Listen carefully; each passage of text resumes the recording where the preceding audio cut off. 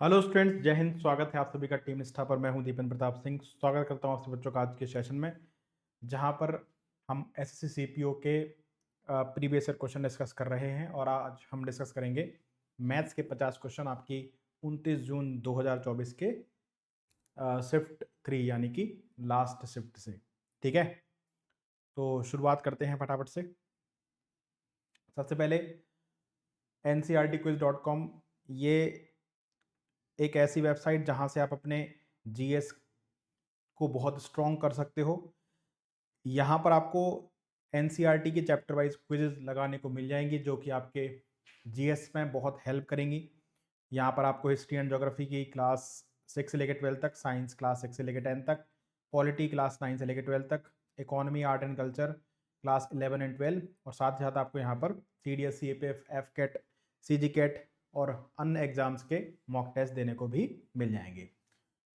Free demo test भी यहाँ पर अवेलेबल कराए गए हैं, जिनसे आप देख सकते हैं। ठीक है, तो ncrtquiz.com पर जाइए। हमारी आज की क्लास का पहला सवाल और बॉड मास सिंप्लीफिकेशन है, सॉल्व करते हैं इसको। ठीक है, तो ये हमारे पास कितना हो गया? ये हो गया हमारे पास 61 प्लस ये कितना हो जाएगा हमारे पास 2/5 इंटू 75/6, है ना। तो 5 से 15 बार गया, 2 से 3 बार गया, 3 से 5 बार। तो यहाँ पर हमारे पास सॉल्व करने पर कितना आया? 5 माइनस ये कितना हो जाएगा? ये डिवाइडेड बाय 1/3 है तो मल्टीप्लाई बाय 3 हो जाएगा। 6 × 18, 18 × 54, और इसको 1/6 से जब मल्टीप्लाई करेंगे तो 9 आ जाएगा। ठीक है ना। तो ऊपर हमारे पास कितना हो गया? 61 + 5 66 माइनस 9 कितना? 57। ठीक है ना,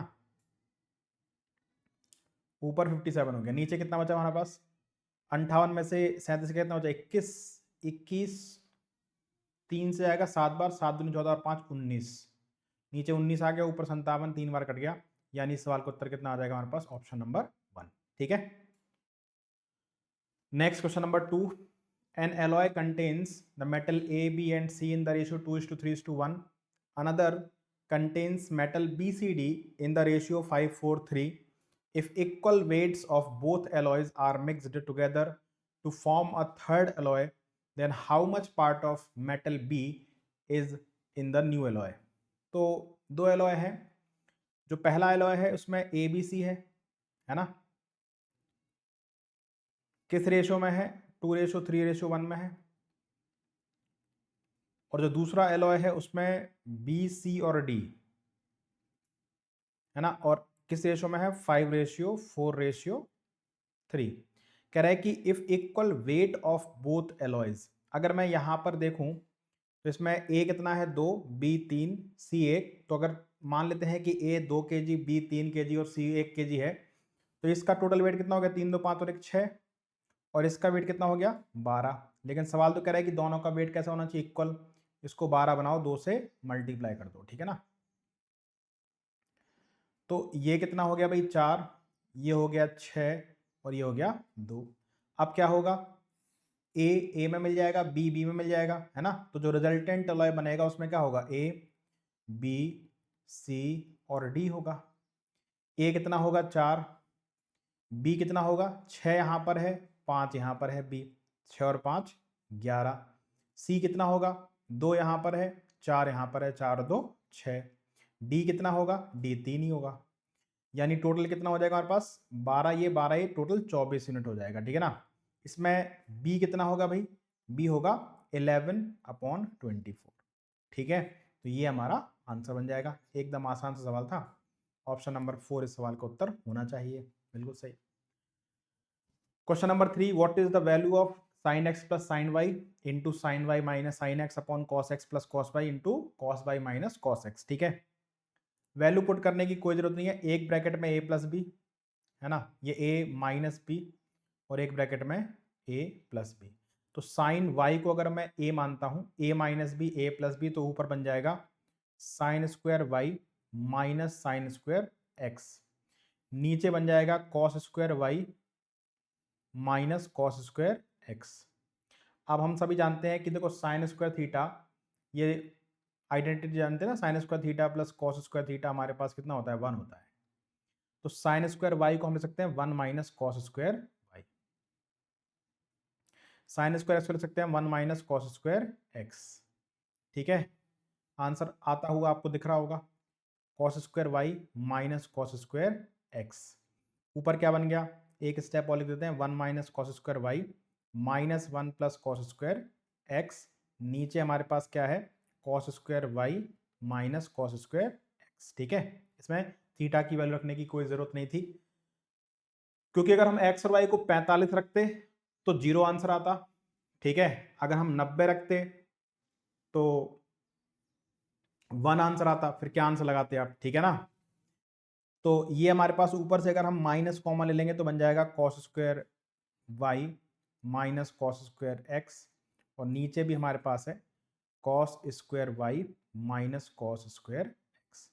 ये कैंसिल हो गया, तो आंसर हमारे पास बन गया इसका -1। अब कंफर्म हो गया कि भाई आंसर -1 है। ठीक है, next question number 4, if the length of a side of an equilateral triangle is 18 centimeter, the area of the region lying between the circumcircle and the incircle of the triangle is। ठीक है, हिंदी में सवाल ये है, Hindi English दोनों में है। एक समबाहु त्रिभुज की एक भुजा की लंबाई 18 सेंटीमीटर है, त्रिभुज के परिवृत्त और अंतःवृत्त के बीच स्थित क्षेत्र का क्षेत्रफल ज्ञात कीजिए। ठीक है ना, तो एक सर्कल बना लेता हूं मैं, सर्कल के अंदर एक ट्राइंगल बना लेता हूं, ऐसा ट्राइंगल जिसकी तीनों साइड आपस में क्या होंगी, बराबर होंगी। ठीक है, जिसको हम इक्विलेटरल ट्राइंगल बोलते हैं। मान लीजिए इक्विलेटरल ट्राइंगल हमारे पास ए बी सी हो गया, और इसके अंदर एक सर्कल बना लेते हैं जिसको हम लोग इन सर्कल बोलते हैं। ठीक है ना, अब सवाल कह रहा है कि length of a side of equilateral triangle, जो समबाहु त्रिभुज की भुजा की लंबाई 18 सेंटीमीटर है। ठीक है, the area of the region lying between circumcircle and incircle, तो हमें इन सर्कल और सर्कम सर्कल के बीच का एरिया बताना है, यानी कि ये रिंग का एरिया बताना है, सीधी बात है। ये तो होता है छोटे सर्कल और बड़े सर्कल के बीच का एरिया, यानी कि area of ring. Area of ring क्या होती है भाई, बड़े वाले सर्कल का एरिया, मान लो उसकी रेडियस कैपिटल आर है, माइनस छोटे वाले सर्कल का एरिया, उसकी रेडियस स्मॉल आर है, तो हो जाता है ये pi r square minus r square. ठीक है, बस हमें रेडियस निकालनी है दोनों सर्कल की। ठीक है, अब ये जो सर्कल है, एक सर्कल है सर्कम सर्कल और एक है इन सर्कल, किसका है ये, इक्विलेटरल ट्राइंगल का। तो इक्विलेटरल ट्राइंगल की इन रेडियस सर्कम रेडियस हम सभी जानते हैं, तो वहां से हमें इन दोनों सर्कल की रेडियस मिल जाएगी। ठीक है ना, जब हम इन रेडियस की बात करते हैं, यानी स्मॉल आर की बात करते हैं, तो स्मॉल आर हमारे पास होता है साइड अपॉन में 2√3 इन रेडियस, है ना। तो साइड कितनी है, 18 अपॉन 2√3, 2 से कितने बार कटेगा, 9 बार। ठीक है ना, ये हो जाएगा हमारे पास 3√3। इन रेडियस 3√3 है, और हम सभी जानते हैं कि इन रेडियस और सर्कम रेडियस में रेशियो क्या होता है, इन रेडियस और सर्कम रेडियस में रेशियो होता है 1:2। ठीक है ना, तो सर्कम रेडियस आपको निकालने की जरूरत नहीं है, हालांकि आप जानते हो कि जो सर्कम रेडियस होती है इक्विलेटरल ट्राइंगल की, वो होती है साइड अपॉन में √3, है ना। तो साइड कितनी है भैया, 18 है अपॉन में √3, तो ये हो जाएगा हमारे पास कितना,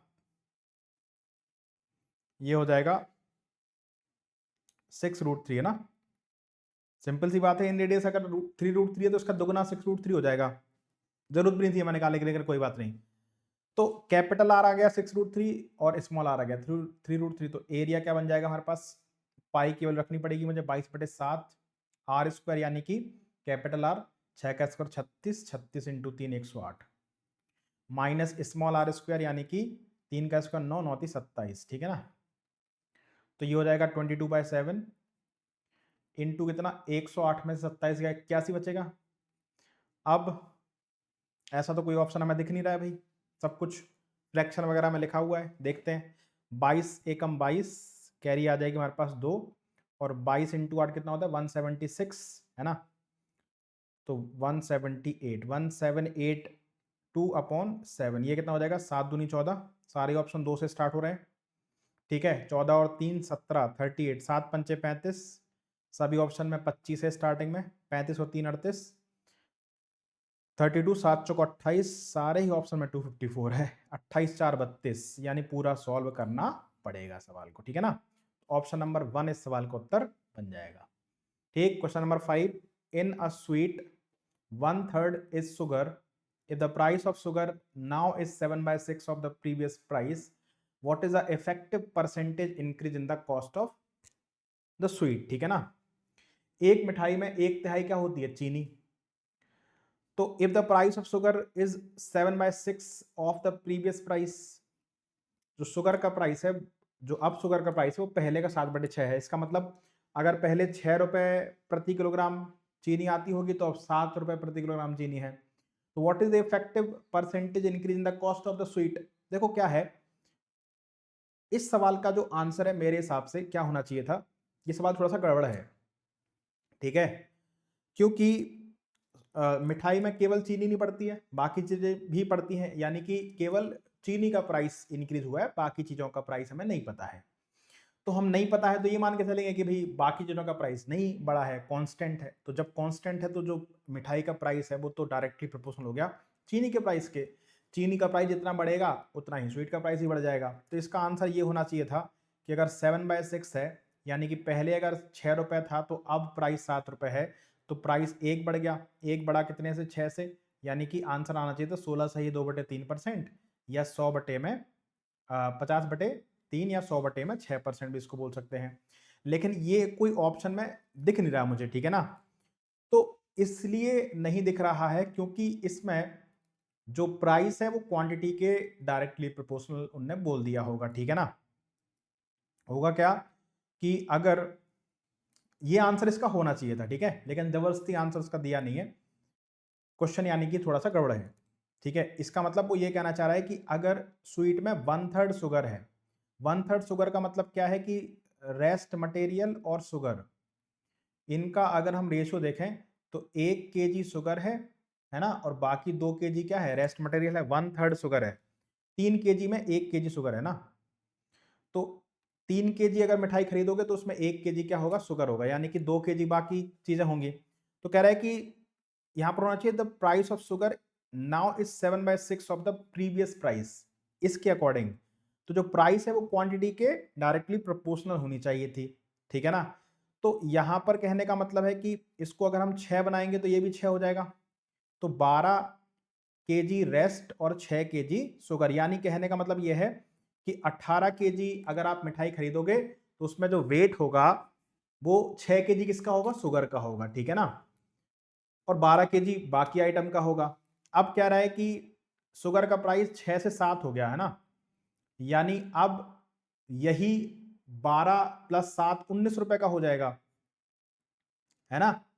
तो 1 रुपए हमारा क्या हो गया? प्राइस बढ़ गया कितने से? 18 से, है ना, इंटू 100। तो ये 100 बटे में 18%, ये हमारे पास क्या है? इसका ऑप्शन के हिसाब से आंसर है, लेकिन सवाल में थोड़ी सी गड़बड़ है, सवाल में गड़बड़ है, क्योंकि कहीं भी नहीं बोला गया कि प्राइस और क्वांटिटी में क्या रिलेशन है, ठीक है। सिंपल सा लॉजिक था, आंसर आना चाहिए था 16 से 2/3%, लेकिन ये सवाल में होना चाहिए था, इसलिए आंसर इसका ऑप्शन नंबर सी बनेगा, ठीक है। चलिए, बाकी गड़बड़ है सवाल, कोई दिक्कत नहीं है। Question number 6, the following pie chart represents the data of movies released in a city through out a year, ठीक है। ये डेटा जो है इसका हिंदी में आगे आपको दिख जाएगा। निम्नलिखित पाई चार्ट एक वर्ष में एक शहर में रिलीज हुई फिल्मों के आंकड़ों को दर्शाता है, ठीक है ना। तो जनवरी से मार्च में कितनी फिल्म रिलीज हुई है भाई? 150, ठीक है। अप्रैल से जून में 210, जुलाई से सितंबर 170, अक्टूबर दिसंबर में हमारे पास 190 फिल्म रिलीज हुई है। ना तो ये परसेंटेज में है ना डिग्री में है। सवाल क्या पूछ रहा है? The combined angle made by January to March and July to September is then the combined angle made by April June and October December, ठीक है ना। तो जनवरी मार्च और जुलाई सितंबर का जो कंबाइंड एंगल है वो अप्रैल जून और अक्टूबर दिसंबर का कितना है? ऑप्शन के हिसाब से 40 डिग्री मोर, 80 डिग्री मोर, 80 डिग्री लेस, 40 डिग्री लेस, ठीक है ना। तो देखो ये पूरा पाई चार्ट का जो टोटल वैल्यू होगा वो 360 होगा। जनवरी मार्च और जुलाई सितंबर, जनवरी मार्च यानी कि ये, जुलाई सितंबर यानी कि ये, है ना। तो 150 + 170 320, 320 अपॉन टोटल कितना है भाई? ये 190 + 210 कितना? 400, 400 320 720, ठीक है, तो 320 720 में है, तो 360 डिग्री में कितना, 36 दूनी 72 यानी 116 दूनी 32, 160 डिग्री है किसका, जुलाई से मार्च और जुलाई से सितंबर तक का। अगर डिग्री निकालोगे तो टोटल डिग्री आएगा 160 डिग्री। ठीक है, अब इसके बाद हमारे पास जो अप्रैल जून और अक्टूबर दिसंबर का कितना है भाई, 400 है, 400 बटे में 720 इंटू 360। ठीक है ना, तो ये 18 दिन 36, 2 से का कितने बार, देखो अप्रैल जून का कितना है 210 और अक्टूबर दिसंबर कितना है 190। ठीक है ना, तो ये कितना हो गया 200 डिग्री। तो आप पढ़ो अब सवाल को, the combined angle made by Jan March and July September is then, तो जैन मार्च जुलाई सितंबर का 160 degree is then the combined angle made by April June and October December, April June October December का 200 degree है। तो भैया जो जनवरी से मार्च और जुलाई से सितंबर तक का कंबाइंड एंगल है वो अप्रैल से जून और अक्टूबर से दिसंबर से 40 डिग्री कम है ना, 40 डिग्री लेस। तो इस सवाल का उत्तर बन जाएगा हमारे पास 40 डिग्री लेस, यानी कि ऑप्शन नंबर। ठीक है, next question number 7, the following table gives information of panchayat election held in 4 villages P Q R and S. ठीक है, ये 4 विलेजेस हैं पी क्यू आर एस, इनमें पंचायत इलेक्शन हुआ। Total available votes polled, valid votes. ठीक है, इसका डेटा हमें दिया है। सवाल कर रहा है find the ratio of invalid vote of village P to that of village S. तो पी और एस का रेशियो बताना है इनवैलिड वोट का। तो पी में टोटल कितने वोटर्स थे, 40,000। ठीक है, 40,000। ठीक है, इसकी वोटिंग कितनी हुई 80%, इसकी 80% यानी कि 4/5।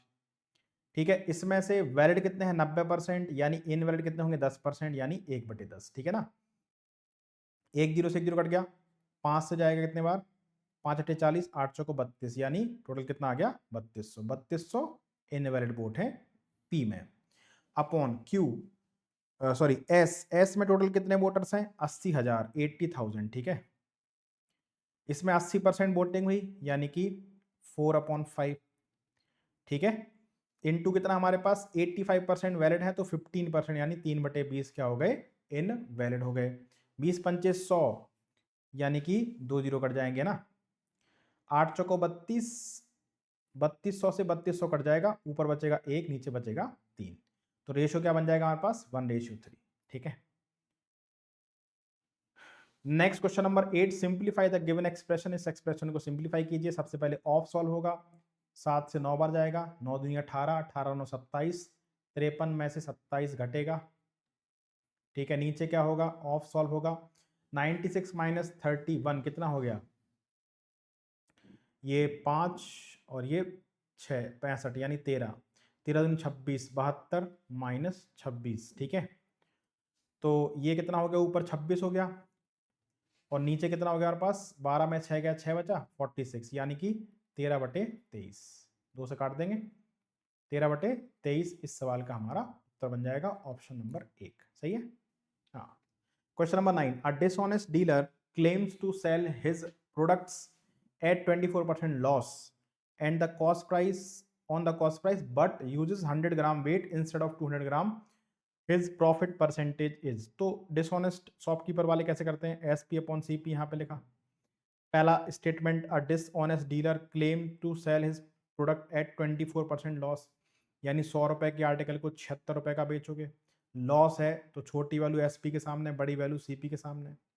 ठीक है, अब क्या करेगा, but uses 100 gram weight instead of 200 ग्राम, 200 ग्राम लेने जाओगे तो वेट 100 ग्राम का यूज करेगा, प्रॉफिट हो रहा है उसको, है ना। 200 SP के सामने, 100 CP के सामने।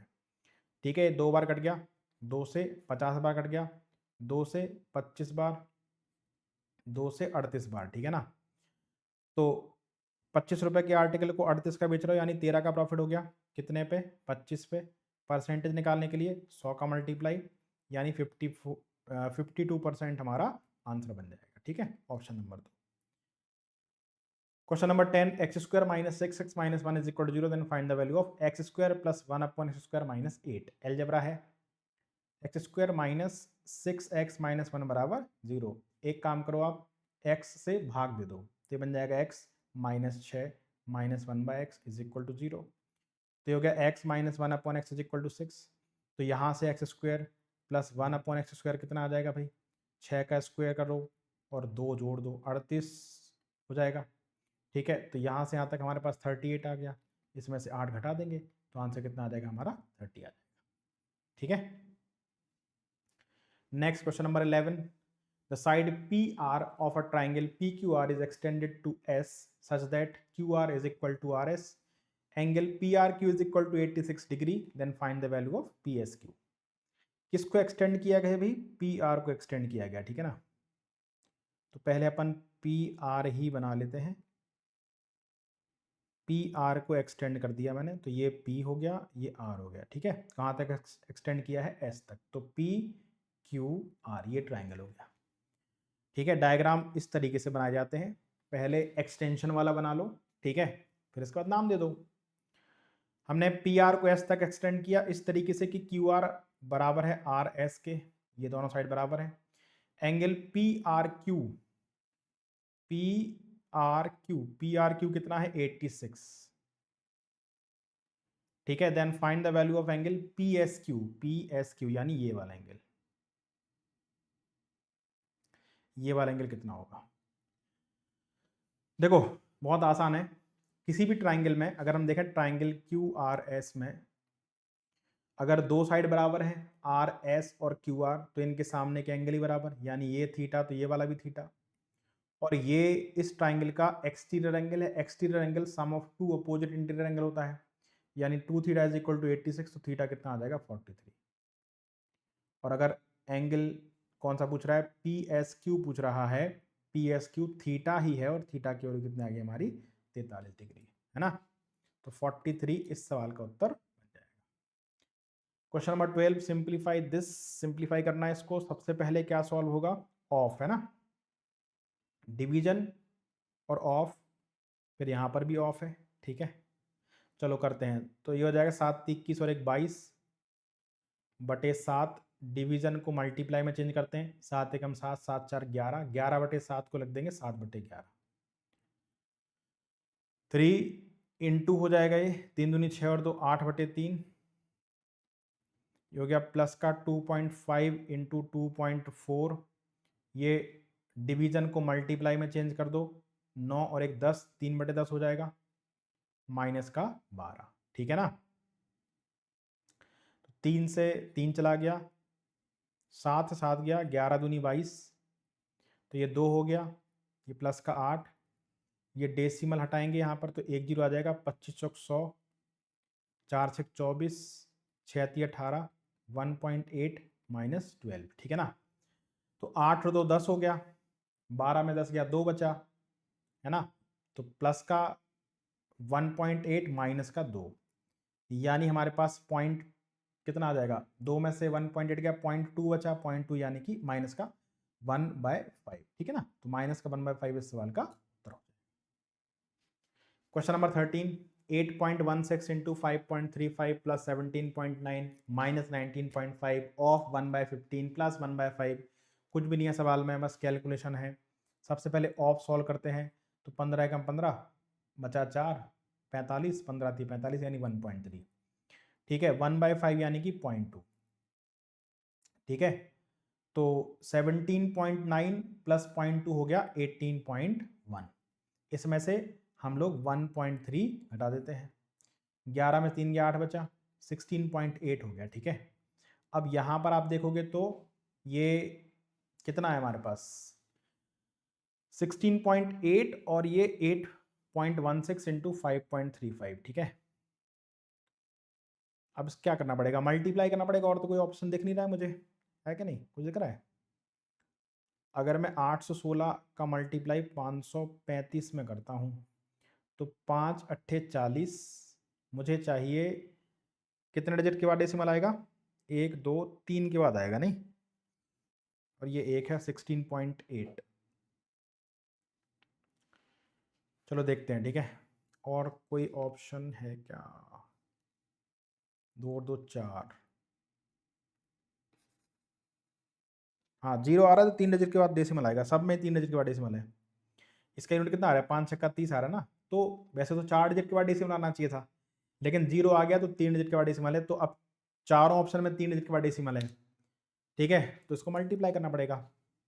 तो 5 छक्का 30, फिर 5 एकम 5 और 6 × 18, ठीक है, 5 छक्का 30 कैरी 3 हो गई, फिर 5 एकम 5 6 × 18, 18 5 23, 23 और 3 26 है ना, 26 कैरी कितनी आ गई हमारे पास 2, ठीक है, फिर 5 8 40, 3 एकम 3 40 3 43, 43 44 45, कैरी आ गई 4, ठीक है, 5 का मल्टीप्लाई सबसे हो चुका है, 3 का मल्टीप्लाई 8 में होगा, 3 8 24, ठीक है, नहीं नहीं नहीं नहीं नहीं, थोड़ा सा इसको सॉल्व कर लेते हैं ना, ये तो लेंदी हो रहा है बहुत। ये डेसिमल हटाऊंगा तो नीचे कितना आएगा 100, ये डेसिमल हटाऊंगा तो नीचे कितना आएगा 100, ठीक है, 4 से कट जाएगा 25 बार, 4 दूनी 8 और 4 चौक 16, 204, 5 से कट जाएगा 20 बार, 5 एकम 5 5 सत्ते 35, ठीक है, 204 बटे 25 और 107 बटे में 20। अब आगे सॉल्व भी नहीं हो रहा है, यहाँ पर एलसीएम 100 आ जाएगा, 2500 को 100, ठीक है, और 4 चौक 16 वही बन जाएगा, अरे ये तो मल्टीप्लाई है, सॉरी, ऐड कैसे हो जाएगा, ये तो मल्टीप्लाई है, कोई ऑप्शन नहीं है इसका, ठीक है, मल्टीप्लाई ही करना पड़ेगा क्योंकि वापस से वही आ जाओगे ना। चलो मल्टीप्लाई करो, करते हैं, 816 इंटू 535, ठीक है, और प्लस कितना हमारे पास 16.8, ठीक, अब लगाऊंगा मैं, मल्टीप्लाई करके देख लिया बहुत लेंथी था, अब लगाएंगे डिजिटल सम, ठीक है, डिजिटल सम लगाएं अगर, या फिर आप किसी का मल्टीपल देख लो, मल्टीप्लाई करना तो समझदारी नहीं है इसमें, ठीक है ना, डिजिटल सम लगाते हैं, ये कितना हो गया हमारे पास, देखो 5 5 10, 10 और 3 13, डिजिटल सम डायरेक्ट देखो 5 का मल्टीपल भी नहीं अपन चेक कर सकते हैं, है ना, क्यों, क्योंकि ये तो मल्टीप्लाई होकर के प्लस होगा ना, ये तो 5 का मल्टीपल तो बनेगा नहीं, ठीक है, हम किसका मल्टीपल चेक कर सकते हैं, हम 8 का मल्टीपल चेक कर सकते हैं, क्योंकि यहाँ पर भी 8 है और ये भी 8 का मल्टीपल है, ठीक है ना, दोनों संख्या 8 से कट रही हैं, तो 8 का डिविजिबिलिटी रूल चेक कर लेते हैं, अगर इकाई दहाई सैकड़ा, सैकड़ा पर हमारे पास क्या है, इवन नंबर है, तो लास्ट के 2 डिजिट 8 से डिवाइड होंगे तो पूरा नंबर 8 से डिवाइड हो जाएगा, ठीक है, यहाँ पर भी इवन है इकाई दहाई सैकड़ा पे, है ना, लेकिन लास्ट के जो 2 डिजिट है वो 8 से डिविजिबल नहीं है, यहाँ पर भी इवन है, लास्ट के 2 डिजिट नहीं है 8 से डिविजिबल, यहाँ पर भी इवन है, लास्ट के 2 डिजिट डिविजिबल नहीं है, तो आंसर क्या हो जाएगा हमारा, ऑप्शन नंबर 1। भैया अपन बहुत आलसी आदमी है, अपन मल्टीप्लाई करके देखा अपन ने थोड़ा सा, लेकिन बहुत लेंदी था, ठीक है, तो इस तरीके के सवालों में हमेशा जब बहुत लेंदी आ जाए तो डिजिटल सम लगाओ, यूनिट डिजिट यहाँ पर हेल्प नहीं कर रहा है ना, यूनिट डिजिट इसलिए हेल्प नहीं कर रहा है क्योंकि 4 डिजिट तक डेसिमल आना है, वो 4 डिजिट पता करने पड़ेंगे पहले, फिर इसके बाद 16.8 का रोल आएगा, ठीक है ना, इसीलिए। Next question number 14, a shopkeeper sold 3 wrist watches for rupees 2800 each. If he sold the watches with 40%, 25% and 12% profit respectively, then find his overall profit percentage. तो एक दुकानदार ने 3 रिस्ट वॉचेस बेची, तीनों को 2800 बेचा, यानी कि तीनों का एसपी सेम है ना, उसने पहले को बेचा 40% के प्रॉफिट पर, दूसरे को 25 के प्रॉफिट पर, तीसरे को 12 के प्रॉफिट पर, find is overall profit percentage, कुल मिलाकर उसका प्रॉफिट परसेंटेज कितना है, ठीक है ना,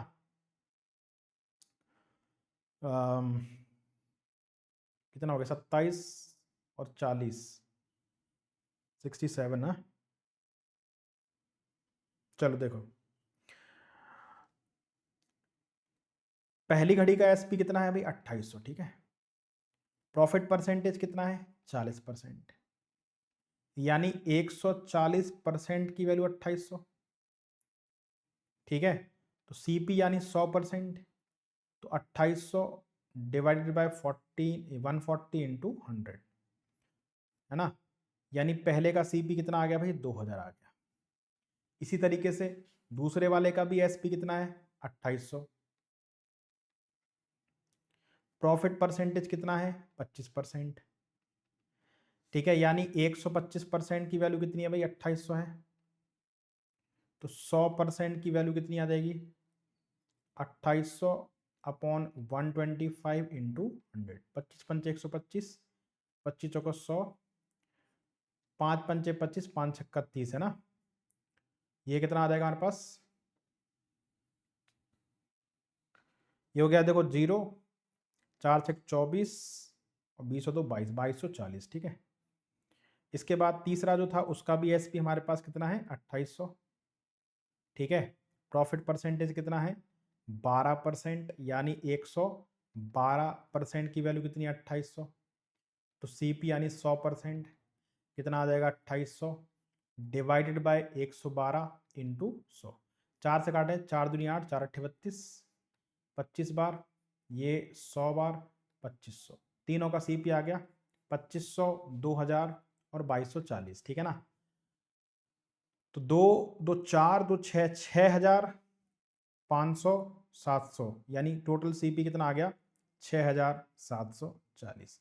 टोटल एसपी कितना है 2800 2800 2800, यानी 8400। ठीक है, तो प्रॉफिट कितने का हो गया भाई,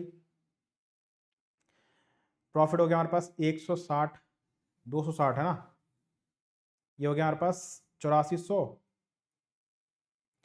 या ऐसे ही कर लो, देखो यहाँ पर 800 का प्रॉफिट हो गया, सीधा ऐसे कर लो, यहाँ से भी आप देख सकते थे 800 का प्रॉफिट हो गया, एसपी निकालने की कोई जरूरत नहीं थी, हालांकि यहाँ पर 800 का प्रॉफिट हो गया, यहाँ पर लॉस हो गया भाई कितने का 2800 में से 2200 गया 600। ठीक है ना, 600 में से 40 गया 560 का लॉस हो गया। ठीक, लॉस हो गया प्रॉफिट हो गया, नहीं सॉरी प्रॉफिट हो गया ना, हाँ 2240 और 2800, तो 2800 में से 2200 गया 600 और 40 और घटा दो। ठीक है ना, यहाँ पर कितने का हो गया 2500 300, तो कुल मिलाकर के जो प्रॉफिट है वो हो गया 8 3 11, 11 और 5 कितना 16, 1660, है ना।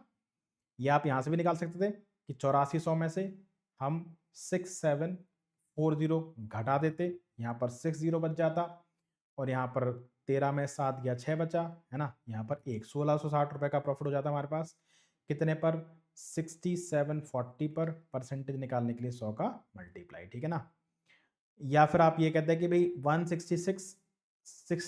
674 का कितना परसेंट है ना, चाहते तो 2 से और डिवाइड कर सकते थे इसको। ठीक है, लेकिन आप देखो कि बहुत ही नज़दीक नज़दीक ऑप्शन है, यानी इसमें हमें तो सॉल्व ही करना पड़ेगा। तो ये 2 से काटेंगे 8 बार, 2 से जाएगा 3 बार, 2 से जाएगा 3 बार। ठीक है, 2 तिया 6, 2 सत्ते 14।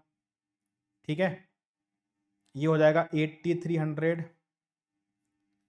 और इसको डिवाइड करना पड़ेगा हमें 337 से। तो सबसे पहले तो कितने बार भाग जाएगा, 2 बार, 37 दूनी 74 और 3 दूनी 6, 3 बार तो ज़्यादा हो जाएगा, 900 के आसपास हो जाएगा। ये कितना हो गया भाई, ये हो गया 6, ये 5 और ये 1, है ना, 1560।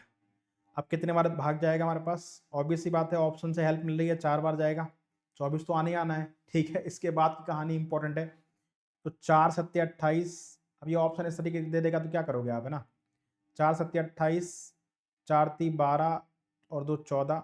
ठीक है, 4 ती 12 और 1 13, 1348, है ना, तो ये 12 हो गया, 212 आ गया। ठीक है, अब यहाँ पर डेसिमल लगाएंगे, यहाँ पर 0 आ जाएगा, कितने बार भाग जाएगा, बस इसके बाद 5 बार भाग जाएगा कि 7 बार जाएगा कि 1 बार जाएगा कि 6 बार जाएगा। तो 337 को अगर हम 5 बार भाग करेंगे तो 300 इंटू 5 1500 हो जाएगा, 30 इंटू 5 150 हो जाएगा, तो 1650, और 7 पंचे 35, है ना, तो 1650 हो जाएगा। अगर मैं 6 बार भाग करूंगा तो 300 इंटू 6 1800, 30 इंटू 6 180, है ना, यानी कि 1980, और 7 छक 42। ठीक है, यानी कि 2000 के आसपास आएगा, लेकिन अगर मैं 7 से मल्टीप्लाई करूंगा तो 21 के आसपास ही पहुंच जाएगा, 7 × 21, है ना, 210, 2100 तो 2300, यानी कि 6 बार भाग जाएगा, और जैसे ही 6 बार भाग जाएगा तो मेरा आंसर ऑप्शन नंबर 4 आ जाएगा। ठीक है, ठीक है, तो ये सवाल इस तरीके से था। Next question number 15, in a circle the chord A B and C D intersect each other at point L, A L is equal to 8, L B is equal to 6, L D is equal to 5, then find the value of C L. ये आसान है, पिछले सवाल में जो time लगा था वो यहाँ पर आपका कवर हो जाएगा। एक सर्कल के अंदर दो कॉर्ड हैं, ठीक है, जो इंटरनली एक दूसरे को इंटरसेक्ट करती हैं। एक कॉर्ड ए बी हो गई और एक कॉर्ड सी डी हो गई, ये एक दूसरे को एल पर काट रही हैं। ए एल 8 है, एल बी 6 है, एल डी 5 है, आपको सी एल बताना है। हम सभी जानते हैं कि अगर किसी सर्कल की दो कॉर्ड एक दूसरे को सर्कल के अंदर काटती हैं तो इनका रेशियो सेम होता है ना, जो प्रोडक्ट ए एल और एल बी का होगा वही प्रोडक्ट हमारे पास सी एल और एल डी का होगा। ए एल कितना 8 है, एल बी कितना 6 है, सी एल कितना निकालना है, और एल डी कितना हमारे पास 5 है। 48/5 है ना, यानी 9.6। 5 5 नम 45, 3 बचा, 5 31, यानी 9.6 सेंटीमीटर इस सवाल का उत्तर है। Question number 16, time speed distance, two trains P and Q are running on parallel tracks in opposite direction with length of 110 and 140 meter respectively. Train P is running at the speed of 70 km/h and took 5 seconds to cross train Q. The speed of train Q is। तो भाई दो train है P और Q, parallel track पर चल रही हैं, ठीक है, इन अपोजिट डायरेक्शन में चल रही है। इस तरफ बना देते हैं एक को, दोनों की डायरेक्शन कैसी कर देते हैं, अपोजिट कर देते हैं, ठीक है। विद लेंथ 110 एंड 140 मीटर, तो इसकी लेंथ 140 मान लेते हैं, इसकी 110 मान लेते हैं क्योंकि ये छोटी लग रही थी देखने में। If P is running at the speed of 70 km/h, ठीक है, यानी ये चल रही है 70 km/h की स्पीड से, and took 5 seconds to cross train Q, the speed of train Q is, ठीक है, थोड़ा सा इसको P, क्योंकि अपन ने P की लेंथ को छोटा माना ना, ये P हो गया Q। क्यों सर? क्योंकि यहाँ लिखा ना two trains P and Q, पहले P की बात हो रही है फिर Q की बात हो रही है। Are running on parallel tracks in opposite direction with length 110, तो 110 किसकी लेंथ होगी, P की, तो अपन ने छोटी लेंथ इसकी बने ना, इसलिए इसका नाम चेंज कर दिया P और Q, ठीक है, कंफ्यूज मत होना। तो हम सभी जानते हैं कि दो ट्रेन चाहे सेम डायरेक्शन में चले चाहे अपोजिट में, जब वो एक दूसरे को पार करेंगी तो दोनों की लेंथ का जो सम है वो डिस्टेंस के बराबर हो जाएगा, ठीक है, और स्पीड रिलेटिव स्पीड लग जाएगी। तो यहाँ अगर मैं स्पीड निकालता हूँ तो क्या होगा, दोनों ट्रेनों की स्पीड का सम आ जाएगा क्योंकि दोनों अपोजिट में चल रही हैं। Speed is equal to distance, distance कितना 140 प्लस 110 कितना 250, टाइम कितना लगा 5 सेकेंड, यानी 50 मीटर पर सेकेंड क्या है, दोनों ट्रेनों की स्पीड का सम। इसको किलोमीटर पर आवर में चेंज करो, 18/5 से मल्टीप्लाई कर दो, तो ये हो जाएगा 180 किलोमीटर पर आवर, यानी कि P और Q दोनों की स्पीड का जो सम है वो 180 किलोमीटर पर आवर है। P की स्पीड 70 है, तो अगर P की स्पीड 70 है तो Q की स्पीड कितनी होगी, 110, ठीक है ना। तो इस सवाल का उत्तर हो गया हमारे पास option number 3। Question number 17, simplify करो इसको, ये तो बहुत ही आसान हो गया। पहले डिवीजन सॉल्व होगा, 9 पंचे 45 प्लस 10 55 माइनस 5 50, ठीक है। Next question number 18, the value of 17/sec² theta plus 10 sin square theta plus 7/1 plus cot square theta. देखो 1/sec² थीटा क्या होता है, cos स्क्वायर थीटा, तो ये हो जाएगा 17 cos square theta plus 10 sin square theta, और 1 प्लस cot स्क्वायर थीटा क्या होता है, देखो cosec square theta minus cot square theta is equal to 1 होता है, यानी cosec square theta is equal to हो गया हमारे पास 1 प्लस cot स्क्वायर थीटा, ठीक है। तो 1 plus cot square theta cosec square theta हो गया, और 1 कोसेक क्या होता है, साइन, यानी ये बन गया हमारे पास 7 साइन स्क्वायर थीटा। तो ये 10 और 7 17, 17 cos square theta plus 17 sign square theta, दोनों में से 17 कॉमन ले लो, अंदर बचेगा sign square theta plus cos square theta, ये हमारे पास 1 हो गया, यानी आंसर कितना आ गया इसका 17। ठीक है। क्वेश्चन नंबर 19, सिंप्लीफाई दिस, इसको सिंप्लीफाई करो भाई। सबसे पहले ब्रैकेट 30 15 45 50 माइनस 45 5, 100 में से 5 गया 95, 250 प्लस 95 345, खत्म सवाल। Question number 20, a man travels some distance from his house to the exhibition ground by an auto at an speed of 30 kilometre per hour and return by a cab at a speed of 50 kilometre per hour, what is his average speed. तो same distance को जा रहा है, वही distance वापस आ रहा है, तो यहाँ पर अपन डायरेक्ट फॉर्मूला लगा सकते हैं 2 into X Y upon X plus Y वाला, ठीक है ना। 2 इंटू 30 इंटू 50 अपॉन 30 प्लस 50, तो ये हो गया 2 इंटू 30 इंटू 50 अपॉन 80, है ना। 2 से गया 40 बार, 1 जीरो से 0 कट गया, 2 से गया 2 बार, 2 से गया 15 बार, 15 इंटू 5 75/2 यानी कि 37.5 किलोमीटर पर आवर आपकी एवरेज स्पीड होगी। डायरेक्ट इसमें फॉर्मूला लग गया, ठीक है। Next question number 21, the ratio of the speed of a boat to that of the current water is 35:8. The boat goes along with the current in 5 hours 10 minutes. What will be the time taken by the boat to come back? यानी कि एक नाव की गति और धारा की गति का अनुपात 35:8 है। नाव धारा के साथ 5 घंटे 10 मिनट में जाती है, तो नाव को वापस आने में यानी कि वही दूरी वापस आने होगी। देखो सवालों में कुछ क्लियर नहीं लिखा हुआ है कौन सी दूरी वापस आनी है, ठीक है। तो ये मान करके चल रहे हैं कि सेम डिस्टेंस को वापस आना है, ठीक है। तो यहां पर हमें बोट और करंट, है ना, कि स्पीड का रेशो दे रखा है कितना 35:8।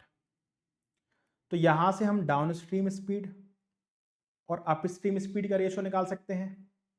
डाउन स्ट्रीम में क्या होता है कि बोट की स्पीड में करंट की स्पीड ऐड हो जाती है, तो 35 में 8 जुड़ जाएगा 43 हो जाएगा।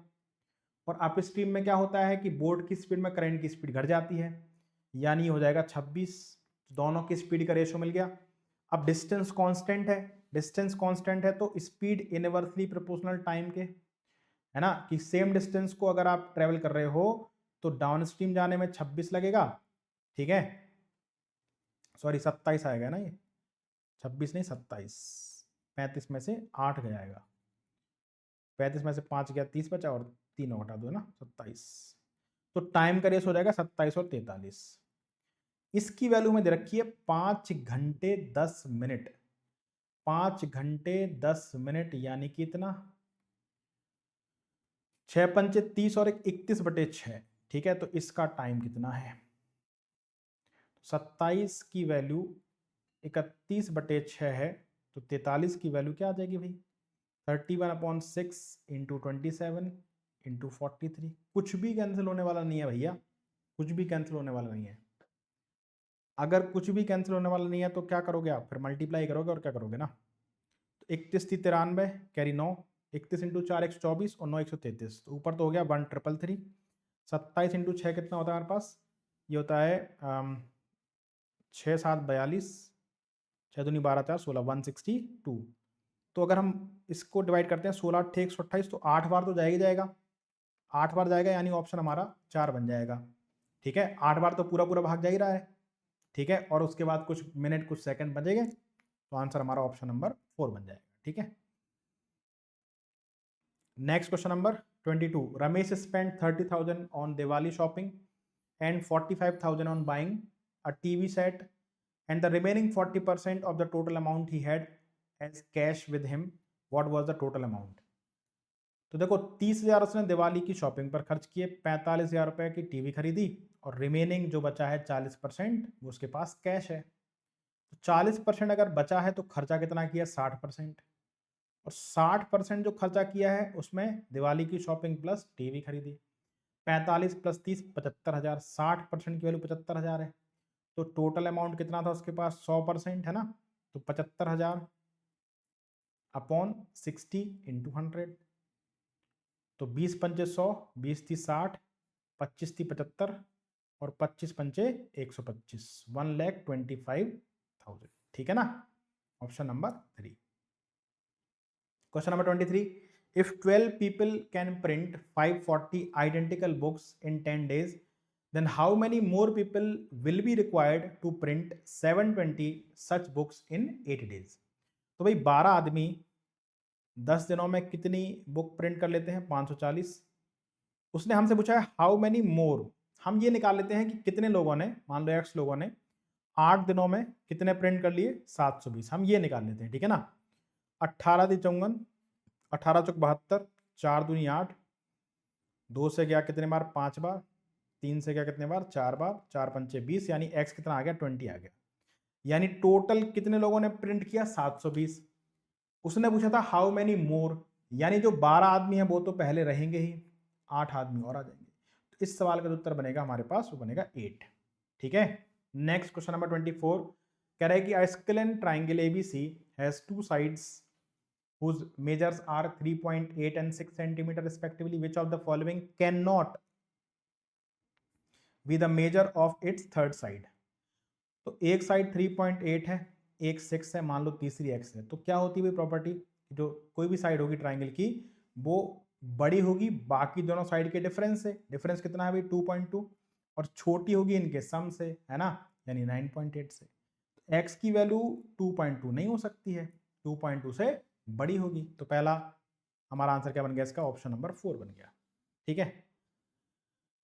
Question number 25 the area of a circle is 256 pi square centimetre, the length of its longest chord. Longest chord का मतलब होता है डायमीटर, है ना। लॉन्गेस्ट जो कॉर्ड होती है वो क्या होती है सर्कल में? डायमीटर होती है। ठीक है। तो एरिया यानी पाई आर स्क्वायर कितना है भाई? 256 पाई है। पाई से पाई कट गया, आर स्क्वायर बराबर 256। तो आर बराबर कितना आ गया? 16। तो अगर रेडियस 16 है तो डायमीटर कितना आ जाएगा? 32। Question number 26 pie chart. The following pie chart shows details of the per month expenditure of a family. Study the pie chart carefully and answer the question that follows. तो ये खर्चा है भाई किसी परिवार का, ठीक है ना। Rent, groceries, education, medicine, electricity, savings.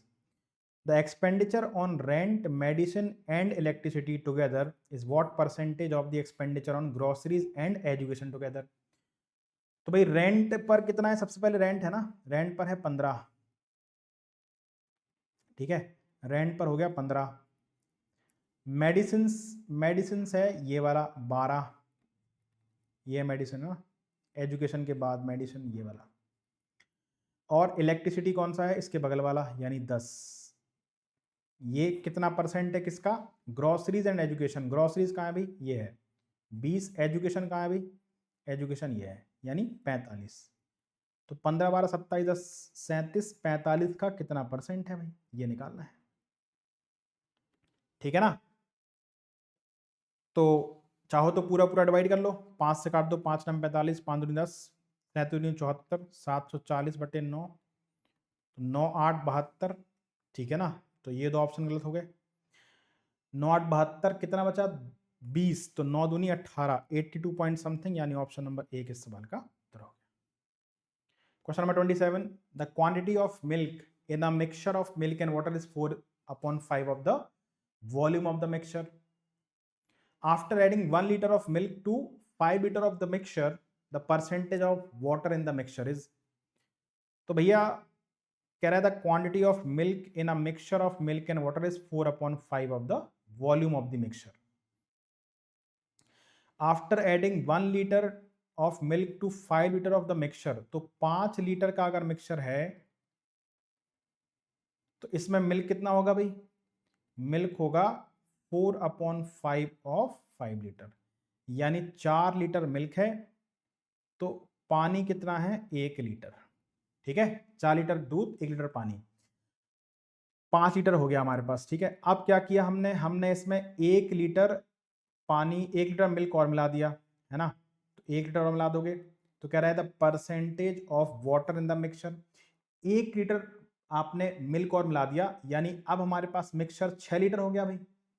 तो 6 लीटर में पानी कितना है? 1 लीटर है, तो 1/6 × 100, यानी 100/6%। ऑप्शन नंबर 3 एकदम आसान। Question number 28 the following bar graph shows the production of cement in lakhs tons of 4 companies W X Y Z over the years। ठीक है, तो 3 साल हैं, 20, 21, 22। 20 को ब्लू से दिखाया गया, 21 को ऑरेंज से, और ये ग्रे जैसा है वो हमारा 2022 का है। ठीक है, W X Y and Z कह रहा है the production of cement by company X in 2020 and production of cement by company Z in 2022 together is what percentage of the production by company W in 2021।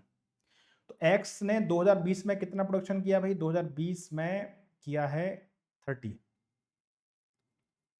Production of cement by company Z इन 2022 में Z ने कितना किया भाई? 22 हमारे पास ये है, कितना हो गया? 25। ठीक है, अपॉन W का 2021 में, W कहाँ है? ये है 2021 कहाँ है? ये वाला है ना, अपॉन 25। तो ये कितना हो गया? 55 बटे 25 कितना परसेंट है? 100 का मल्टीप्लाई कर दो, तो 2500 को 100, ये हो गया 220। 220% हमारा आंसर आ गया।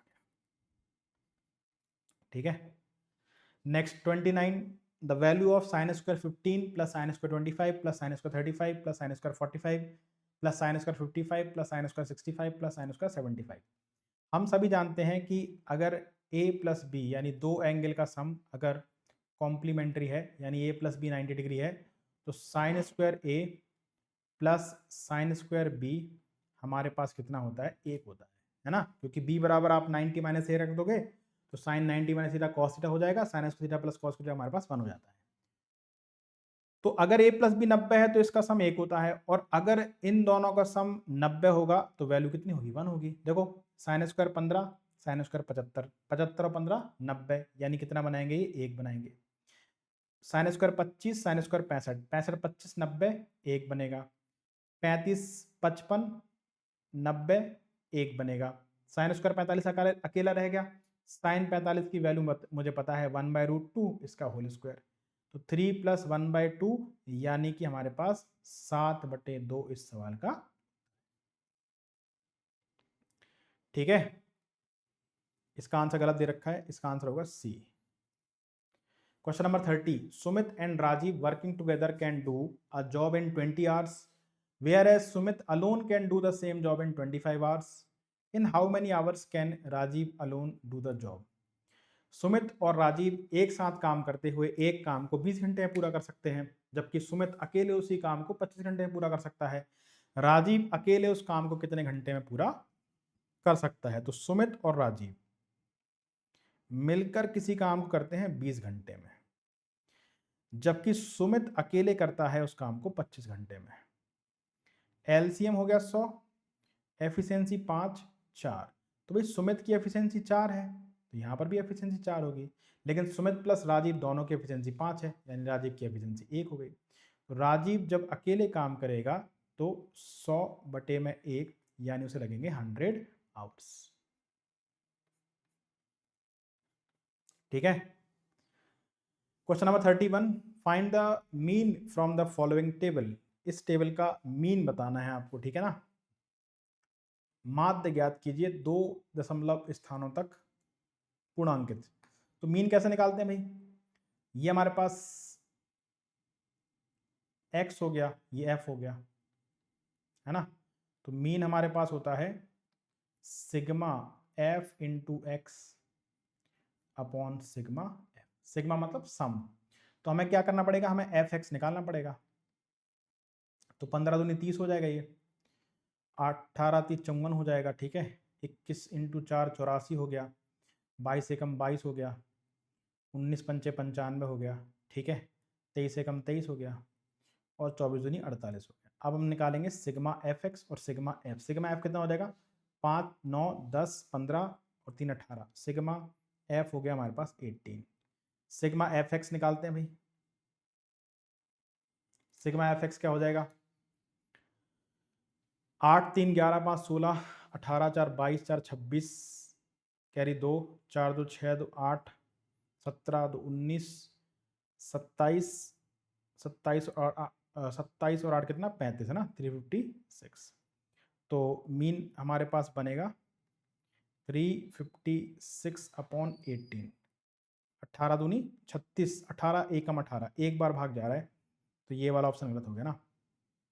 18 एकम 18 कितना बचा 17, ठीक है। 176 कितने बार भाग जाएगा, 176 है तो 9 टाइम्स भाग जाएगा ना, 19 पॉइंट समथिंग, यानी ऑप्शन नंबर 4 इस सवाल का उत्तर होना चाहिए। ठीक है, ठीक है।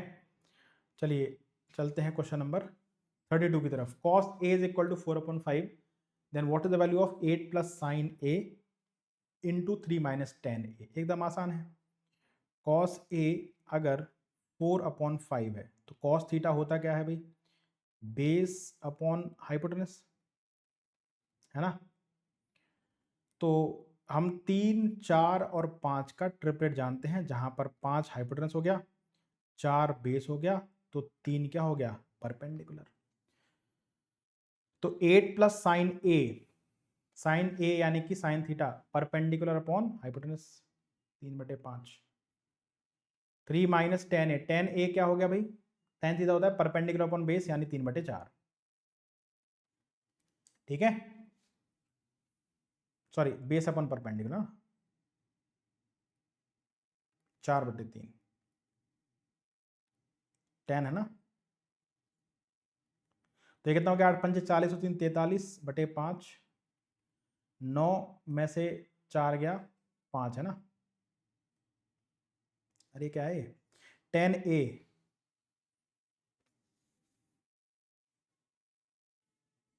सॉरी उल्टा लिख दिया ये, अरे यार 10 ही तो है, सही तो लिखा था। परपेंडिकुलर अपॉन बेस, परपेंडिकुलर 3 है सर जी, और बेस 4 है, सही है। तो 3 चौक 12, 12 में से 3 गया 9, 9/4, ठीक है ना। कुछ कटपट तो रहा नहीं है। नीचे बन गया 20, ऊपर बन गया 9 3 27, यूनिट 7 बन गया, यानी कि ऑप्शन नंबर 2। अरे दो उल्टी उल्टी दो ऑप्शन है भाई 7 वाले, 367 भी तो है सर जी। फिर क्या है, मल्टीप्लाई करो, 9 3 27, 9 चौको 36 और 2 38, सही लगाया था ऑप्शन नंबर 2, लेकिन रिस्क नहीं ले सकते थे, है ना। ऑप्शन नंबर 20 सवाल का उत्तर है। Next question number 33, study the given table and answer the question that follows. The table shows the production of 5 different type of car by a company from 1989 to 1994। तो एक कंपनी ने 4 अलग अलग type की कार बनाई और उनका 1989 से लेकर 2000, 1989 से लेकर के 1994 तक कितनी वर्ष कितनी कार कितने टाइप की प्रोड्यूस हुई है, इसका डेटा दिया हुआ है। सवाल कह रहा है in which year was the production of cars of all types taken together approximately equal to the average of total production during the period। तो ये टोटल प्रोडक्शन कितना है 476, इसका एवरेज निकालें तो कितने साल हैं, 1 2 3 4 5 6, है ना। तो 6 7 42, है ना, और 6 नारे 54, 79 पॉइंट समथिंग आएगा। अब देखो 1993 में अगर देखेंगे तो टोटल प्रोडक्शन है 80, जो कि सबसे ज़्यादा नज़दीक है 79 का। और देखते हैं 79 तो नहीं है कोई। 1990 में कितना था, 1990 में था 71, ये दूर है। 1992 में कितना था भाई, 90 था, ये भी दूर है। 1991 में कितना था भाई, 75 था। तो सबसे नज़दीक इसका है 80 है, 80 यानी कि 1993, ये हमारे पास सवाल का उत्तर बन जाएगा। Question number 34, the table shows the number of mobile phones that were sold by the showroom in the year 2016 to 2020। 2016 से 2020 तक एक शोरूम में कितने मोबाइल बेचे गए, इसका डेटा दे रखा है। कह रहा है वर्ष 2020 में सभी शोरूम द्वारा बेचे गए मोबाइल फोन की औसत संख्या क्या होगी। 2020 ये है, सभी मोबाइल फोन बेचे गए मोबाइल फोन का औसत, है ना। देखो 420, 430, 410, 410 में यहां से 10 दे दो, एवरेज अभी 420 ही है, ये भी 420 है, अभी भी एवरेज 420, और ये जो 440 है ना, इसमें से 20 इसको दे दो, 420 420, तो कुछ भी सॉल्व नहीं करना पड़ेगा, सारा डेटा 420 420 हो गया, तो एवरेज भी 420 हो गया। नहीं तो जोड़ करके और 6 से डिवाइड कर देना, ठीक है। मुझे वैसा दिख गया तो मैंने कर दिया। नेक्स्ट इसको सिंप्लीफाई करो, सबसे पहले ब्रैकेट सॉल्व करेंगे तो कितना हो जाएगा, 3 दूनी 6 और 1 7/3 प्लस 3/5, एलसीएम 15, 3 5 15, 7 पंचे 35, ठीक है। और ये 9, 35 और 9 कितना 44/3, 15, ये माइनस हो जाएगा, 2 दूनी 4 और 1 5, 5/2 माइनस 44/15, एलसीएम 30 हो जाएगा, ये 75 हो जाएगा, 15 × 5 है ना, ये 88 हो जाएगा। ठीक है, ये माइनस का हो गया 13/30। ठीक, माइनस का 13/30। अब 5 × 3 = 15, 1 16/5 और माइनस का 13/30।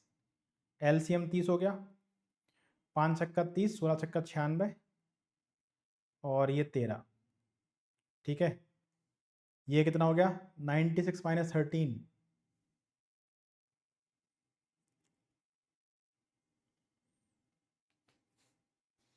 ठीक है ना, ये हो गया हमारे पास 883/30 और ये हो गया 165 है ना, 166/3 और इस डिवाइड को मल्टीप्लाई में चेंज करेंगे, ये उल्टा कर देंगे, 30/83। 83 का दुगना ये हो गया, ये 10 गुना हो गया, 10 दूनी 20। 20 इस सवाल का उत्तर। Question number 36. If the length and breadth of a cuboid are increased by 6 and 8% respectively, then the percentage increase in the volume. तो वॉल्यूम क्या होता है भाई क्यूबॉइड का? L × B × H, लेकिन हमें केवल लेंथ और ब्रेड्थ के बारे में बताया गया, यानी हाइट क्या है, कांस्टेंट है, तो फिर ये रेक्टेंगल वाला सवाल बन गया। ठीक है, तो इसमें x + y सीधे लगा दें, तो सॉल्व करने की जरूरत नहीं है। 6 + 8 + 6 × 8/100, 14 प्लस ये 48/100 यानी 0.48, तो 14.48%। ऑप्शन नंबर 4 इस सवाल का उत्तर बन जाएगा। Next question number 37। A shopkeeper offer 10% discount on dairy products and still manages to make 20% profit. What is the actual cost to the shopkeeper of a dairy product marked. तो हम सभी जानते हैं CPMP का डायरेक्ट रेशियो यहाँ पे काम कर जाएगा। 100 में से डिस्काउंट परसेंटेज को घटा दीजिए और 100 में प्रॉफिट परसेंटेज को ऐड कर दो, लॉस परसेंटेज को घटा दो, तो CPMP का रेशो बन जाता है। डिस्काउंट कितना है 10, तो 100 में से 10 गया 90। प्रॉफिट है कि लॉस है, प्रॉफिट है, जोड़ दो 100 + 20 120, 3 से 3 बार, 3 से 4 बार, तो रेशो क्या आ गया 3:4।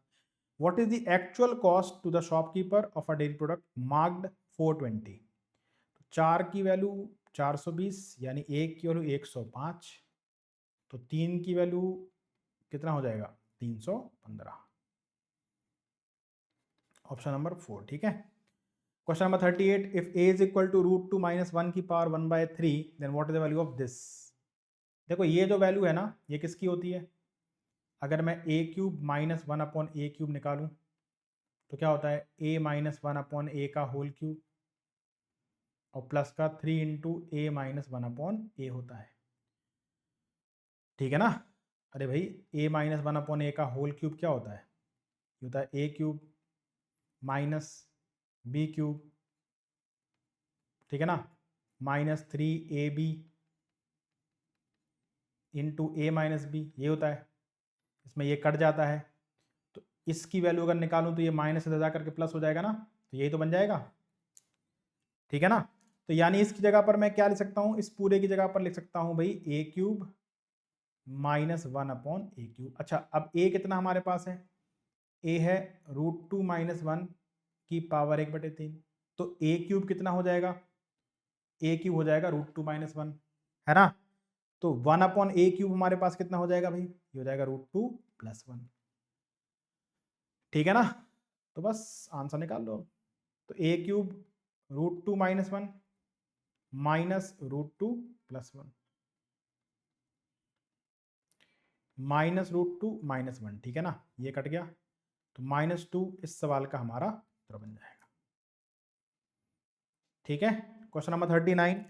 A seller marks an item for ₹500 and sells it at a discount of 25%. He also gives a gift worth ₹65. If he still makes 24% profit, then the cost price of the item is, तो item का cost price क्या होगा? Cost price का item क्या होगा? देखो profit हुआ उसको 24% का, तो सीपी अगर मैं एक्स मान लूं तो एसपी कितना होगा, 124/100 होगा। ठीक है, मार्क प्राइस कितना है, 500 है, डिस्काउंट 25%,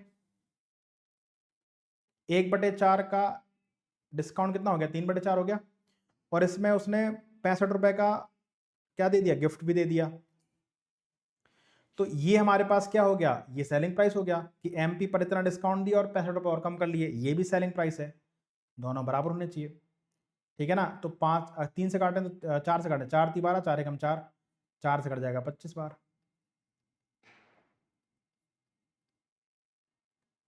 ठीक है, 4 से हो जाएगा 125, 125 इंटू 3, 375, 375 में 365 गया 310। ठीक है, तो ये बन गया 250। ऑप्शन नंबर 3 सवाल का उत्तर, आसान सवाल था। The population of a town is 15,000. If the population increased by 15% in the first year, 25% in the second year, due to pollution, it decreases by 6% in the third year. What will be its population after 3 years? तो population 15,000 थी, पहले साल 15% यानी कि 3/20 बढ़ गई, तो कितनी होगी, 23/20 हो गई। ठीक है, 25% सेकेंड ईयर, 25% 1/4, तो कितनी होगी भाई, 5/4, और थर्ड ईयर डिक्रीज हो गई 6% यानी 94/100। ठीक है, अब 1, 2 और 3, 1, 2, 3, ठीक है, 2 से गया 2 बार, 2 से गया 47 बार। ठीक है, और कुछ कट रहा है, अरे यार ये राउंड ऑफ वाला चक्कर बड़ा खतरनाक है। ठीक है ना, अब राउंड ऑफ में तो पूरा सॉल्व ही करना पड़ेगा। ये कितना हो गया, 23 पंचे 115, 115 इंटू 15, 15×5 = 75, 15×7 = 22, 15×2 = 17 इंटू 47, है ना, बटे में कितना, 4, ये 1725 इंटू 47 कितना हो गया भाई हमारे पास, कुछ हेल्प तो होगी नहीं इसमें, नहीं कुछ नहीं होगी, कर मल्टीप्लाई करो, 7 पंचे 35, कैरी 3 आ गई, 7 दूनी 14 और 5 चौको 20। ठीक है, तो 20, 14, 34, 3, 37, 34, 3, 37, कैरी 3, 7 7 49, 4 दूनी 8, 49 और 8 57, 57 और 3 60। ठीक है, कैरी 6 हो गई हमारे पास, 7 एकम 7 और 7 चौको 28, 28 7 35, 35 और 6 41, है ना, कैरी 4, 4 एकम 4 और 4 8, है ना, तो 81075 हो गया। अब 81075 को हम अगर 4 से भाग करते हैं तो 15,000 तो आएगा नहीं, क्योंकि 80,000 के आसपास, 80,000 बटे में 4 20,000। ठीक है, और 1,000/4 कितना हो गया, 250। ठीक है, यानी कि 20,000, सॉरी 20,000 से ज़्यादा आंसर नहीं है, 25,000 नहीं है। ठीक है, कि 25 चौको 100 हो जाएगा, 28 भी नहीं है, एक ही ऑप्शन बचता है, ऑप्शन नंबर 1। सही है। Question number 41, in an election 95% of total voters cast their vote. In this election, there were only 2 candidates, A and B. The winner A, by obtaining 75% of total votes, defeated his contestant B by 5,500 votes. Find total number of voters in the election. तो total voters अपन मान लेते हैं कि भाई 100 है। Voting कितने की हुई, 95%, यानी कि 95 की, इनवैलिड कुछ भी नहीं है। अब हार या जीत इसी पर है, यही वैलिड है ना। ए और बी दो लोग हैं, ए को क्या मिला है, ए जीत गया चुनाव by obtaining 75% of total votes. तो टोटल वोट कितने थे, 100 थे, 100 का 75%, 75 वोट इसके पास है, 95 में से 75 का कितना बचा, 20 वोट इसके पास है, यानी डिफरेंस कितने का है, 55 वोट का। 55 की वैल्यू 55, 100, एक की वैल्यू 100, तो टोटल 100 की वैल्यू कितनी हमारे पास, 100 की वैल्यू 10,000, 10,000 इस सवाल का हमारा। Question number 42. A student goes to his school by cycle. The distance from his house to school is 5 km and he covers this distance in 1 hour. While going, he stops twice for 5 minutes each, find is average speed. तो average speed is equal to total distance upon total time. Total distance 5 kilometre, total time कितना लगा भाई? 1 घंटे में distance travel करिए जिसमें से आप 2 बार रुके हो 5-5 मिनट के लिए, तो उन 5-5 मिनट में आपने कोई डिस्टेंस तो ट्रेवल करी नहीं है। 1 घंटा यानी 60 मिनट में से हम लोग अगर ये 5-5 यानी 10 मिनट घटा दिए जाएं तो ये जो 5 किलोमीटर है वो आप 50 मिनट में ट्रेवल करते हो। 50 मिनट को अपन आवर में चेंज कर दो, ठीक है ना, 1 0 से 0 काट दो, 5 से 5 कट जाएगा, 6 ऊपर चला जाएगा, यानी 6 किलोमीटर पर आवर। एवरेज जो बना वो 6 किलोमीटर पर आवर होना, ठीक है। Next 43, if 2a plus 2b plus c is equal to 0 then find the value of 4a square plus 4b square plus 4c square upon 5c square minus 8ab। Equation एक, variable 3, तो किसी एक को 0 रखते हैं, ठीक है ना, 2 को भी 0 कर सकते हैं लेकिन तीसरा अपने आप 0 हो जाएगा। पहले किसी एक को 0 करते हैं, किसको 0 किया जाए भाई? या तो a को कर दो या b को कर दो। क्यों? क्योंकि अगर c को किया तो ये 2 हटेंगे, ठीक है ना, लेकिन अगर मैं b को 0 करता हूं या a को 0 करता हूं, मैंने क्या बोला, b 0 है, b 0 है तो ये क्या हो जाएगा, ये चला जाएगा, ये चला जाएगा। अब 2a प्लस सी बराबर 0 हो जाएगा, और सवाल क्या है, 4a square plus 4c square upon 5c square. इसके बाद आपको कुछ रखने की जरूरत नहीं पड़ेगी, क्यों? क्योंकि 2a बराबर क्या हो गया, माइनस का c, तो 4a स्क्वायर बराबर क्या हो गया, c स्क्वायर। तो जो 4a स्क्वायर है इस जगह अपन लोग c स्क्वायर रख सकते हैं प्लस 4c स्क्वायर। हालांकि मैं चाहता तो a को रख देता 1, तो c अपने आप माइनस का 2 बन जाता, लेकिन इस तरीके से भी आप कर सकते हो। तो 5c square upon 5c square, answer कितना आ जाएगा हमारे पास, 1 आ जाएगा। Question number 44. A man borrowed 29,000 for 3 years, 45,000 for 5 years at the same rate of simple interest. If he paid total interest of 62,400, then what was the rate of interest?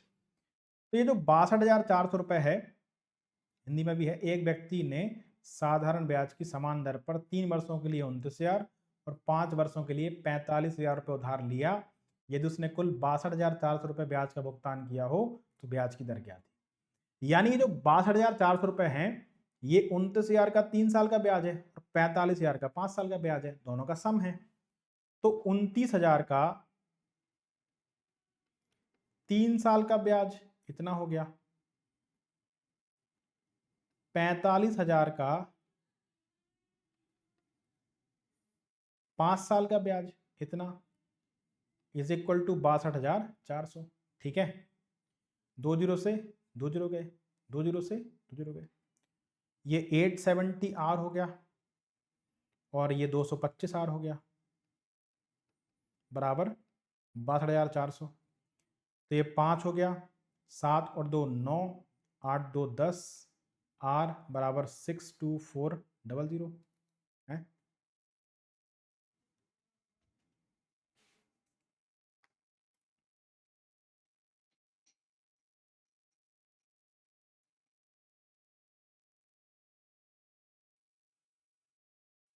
ये 62400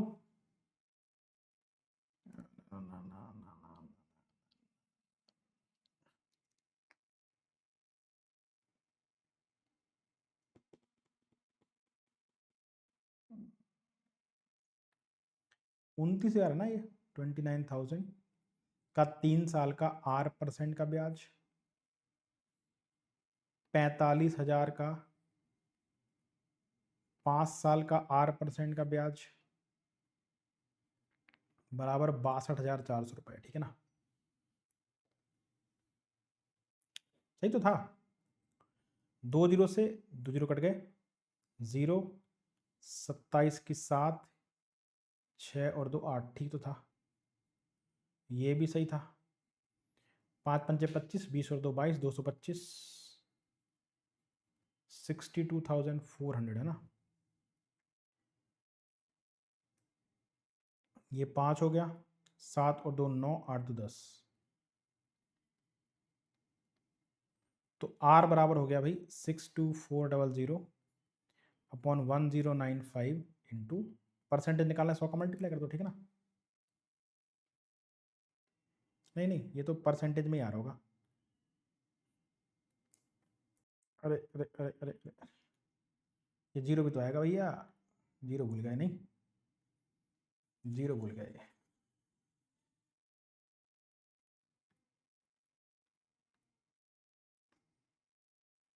ठीक है, 0 0 हो गया, 7 5 7 5 12, ठीक है, 8 10 और 1 11, तो R बराबर हो गया 62400 3120, ठीक है, 2 बार कट गया, तो R बराबर आ गया 20%, ठीक है।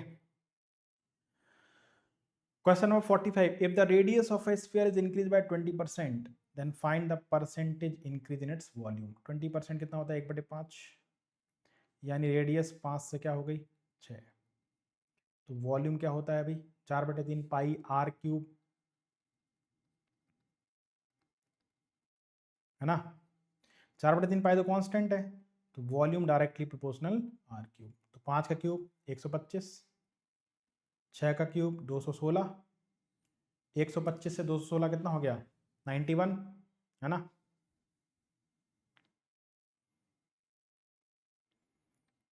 कितने से 125 से, परसेंटेज निकालने के लिए 100 का मल्टीप्लाई, 25 पंच 125, 25 को 100, 4 एकम 4, 4 नम 36, तो 5 सत्ते 35, 5 10 5 अट्ठे 40, 72.8%, ठीक है ना।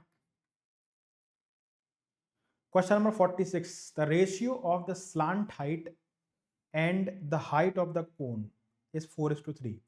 If the curved surface area of the cone is 4√7 pi square units, then the radius of the cone is, तो स्लांट हाइट यानी कि L, हाइट यानी कि H, इसका रेशियो 4:3 है, ठीक है। तो रेडियस कितनी हो जाएगी हमारे पास, रेडियस हो जाएगी रूट के अंदर L square minus H square, 4 का स्क्वायर 16, 3 का स्क्वायर 9, यानी R हो गई हमारी √7, ठीक है। तो अगर हम देखें तो R हमारे पास हो जाएगी √7x, L हो जाएगा हमारे पास 4x और H हो जाएगा हमारे पास 3x। अब कर्व सरफेस एरिया होता है पाई आर एल, तो R कितना √7x, L कितना 4x, ये कितना है 4√7 पाई, पाई से पाई चला गया, √7 चला गया, 4 से 4 चला गया, एक्स स्क्वायर बराबर 1, यानी x बराबर 1 आ गया, तो रेडियस कितनी आ गई हमारे पास √7 आ गई। Question number 47, the value of this, इसकी वैल्यू क्या होगी भाई, सबसे पहले छोटा bracket 7 5 12 divided by 3 4 4 4 8, 16 divided by 8 2, 15 में से 2 गया 13, खत्म कहानी। Question number 48, find the value of this, इसकी वैल्यू क्या है भाई, 4 + 1 5, 5 × 5 25, है ना, ये तो 25 हो गया, प्लस 12 माइनस 10, यहाँ पर कितना है भाई 5 7 35 माइनस 8, ठीक है, तो 35 माइनस का प्लस का 25 माइनस का 10, है ना, और माइनस का 10 माइनस का 10 माइनस का 20, 12 और 8 प्लस का 20, 0 आंसर आ गया। Question number 49, if a car runs at a speed of 60 km/h and takes 180 minutes to cover a certain distance, then what will it take to cover the same distance at a speed of 40 km/h? यदि एक car 60 kilometre प्रति घंटे की गति से चलती है और एक निश्चित दूरी तय करने में 180 मिनट का समय लेती है, तो 40 किलोमीटर की गति को से समान दूरी तय करने में उसे कितना समय लगेगा। तो time is equal to distance upon speed, distance क्या है 60 की स्पीड से 180 मिनट यानी 3 घंटे, ये डिस्टेंस है, इसको 40 की स्पीड से ट्रेवल करना है आपको, तो 20 थी 60, 20 दूनी 40, यानी 4.5 घंटे लग जाएंगे, 4 घंटे और 30 मिनट, 9/2। अंतिम सवाल, 2 rectangular sheet of paper each 60 by 36 centimeter are made into 2 right circular cylinders, one by rolling the paper along its length and the other along the breadth. The ratio of the volume of 2 cylinder thus formed. तो हमारे पास एक rectangular sheet है, ठीक है ना, इसकी लंबाई कितनी है 60, चौड़ाई कितनी है 36, इसको रोल करना है और 2 सिलेंडर बनाना है।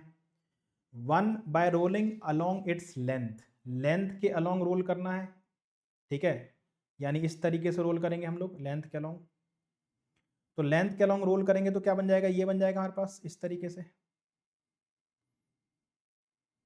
ये जो लेंथ थी ना, ये रोल होकर के ये सरकमफ्रेंस बन गया, यानी 2 पाई r बन गया 60। और जो ब्रेड्थ थी वो हमारे पास हाइट बन गई, ठीक है।